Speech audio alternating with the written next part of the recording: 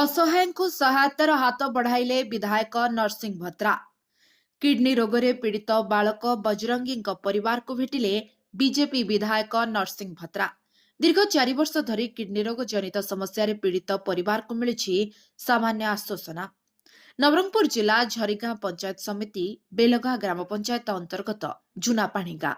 ସେ ଗାଁର ସତ୍ୟବାନଙ୍କ ପରିବାର କହିଲେ ଜେଜେମା ବାପା ମାଙ୍କ ସಮೇତ ଗୋଟିଏ ବୋଲି ପୁଅ ବଜରଙ୍ଗୀ ଆଉ ଗୋଟିଏ ବୋଲି ଝିଅ, ମୋଟ 5 ପ୍ରାଣୀ। ସତ୍ୟବାନ ହେଉଛନ୍ତି ଜଣେ ଦିନ ମଜୁରିଆ। ପ୍ରତିଦିନ ମୂଲ ଲାଗି ଯାହା ରୋଜଗାର କରନ୍ତି ସେଥିରେ ପରିବାର ଚଳେ। ସେଥିରେ ପୁଣି 8 ବର୍ଷର ଗେହ୍ଲା ପୁଅ ବଜରଙ୍ଗୀ କିଡନୀ ବେମାରରେ ପୀଡ଼ିତ। ପୁଅକୁ ନିଜର ସାମର୍ଥ୍ୟ ଅନୁସାରେ ଜିଲ୍ଲା ମୁଖ୍ୟ ଚିକିତ୍ସାଳୟ ପର୍ଯ୍ୟନ୍ତ ନେଇ ଚିକିତ୍ସା କରାଇଥିବାର କୁହନ୍ତି ପରିବାର ଲୋକେ। ମାସେ ନୁହେଁ କି ବର୍ଷେ ନୁହେଁ, ଆଜକୁ ଦୀର୍ଘ 4 ବର୍ଷ ହେଲା କେବେ ଝରିଗାଁ ତ କେବେ ଉମରକୋଟ, ଅତି ବେଶୀ ହେଲେ ନବରଙ୍ଗପୁର ଜିଲ୍ଲା ମୁଖ୍ୟ ଚିକିତ୍ସାଳୟକୁ ନେଇ ଚିକିତ୍ସା କରିଆସୁଥିବା କହିଛନ୍ତି ସତ୍ୟବାନ। ଦିନକୁ ଦିନ ରୋଗ ବଢ଼ି ବଢ଼ି ବର୍ତ୍ତମାନ ହାତ ଗୋଡ଼ ମୁହଁ ଦେହ ଫୁଲିବାରେ ଲାଗିଛି। ଅସହ୍ୟ ଯନ୍ତ୍ରଣାରେ ଛଟପଟ ହେଉଛି ପୁଅ ବଜରଙ୍ଗୀ। ପିଲାଟିର ଏଭଳି କଷ୍ଟ ଦେଖି ବାପା ମା ମଧ୍ୟ ଦୁଃଖରେ ଭାଙ୍ଗି ପଡ଼ିଥିଲେ।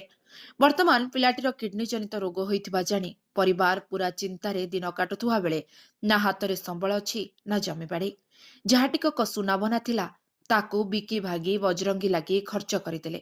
ଏବେ ନିଃସ୍ୱ ହୋଇଯାଇଥିବା ଏହି ପରିବାର କିଏ କେତେବେଳେ ଟିକିଏ ସାହାଯ୍ୟ କରିବେ ଏବଂ କିଏ ଏମାନଙ୍କ ଭଗବାନ ସାଜି ସହାୟତାର ହାତ ଟେକି ବଢ଼େଇବ, ଏ ଦିନକୁ ହିଁ ଚାହିଁ ବସିଛନ୍ତି।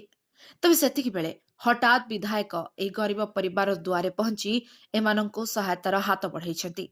ବଜରଙ୍ଗୀ ଏବଂ ପରିବାରକୁ ସାହସ ଯୋଗାଇଛନ୍ତି। ବଜରଙ୍ଗୀର ଆବଶ୍ୟକୀୟ ଚିକିତ୍ସା ଲାଗି ଜିଲ୍ଲା ସ୍ତରରେ ସମ୍ପର୍କ କରି ଆବଶ୍ୟକୀୟ ଚିକିତ୍ସା ଲାଗି ନିଆଯିବ ଏବଂ ସେ ସମ୍ପର୍କରେ ନିଜେ ପ୍ରତିଶ୍ରୁତି ଦେଇ ମଧ୍ୟ କଥା ଦେଇଛନ୍ତି।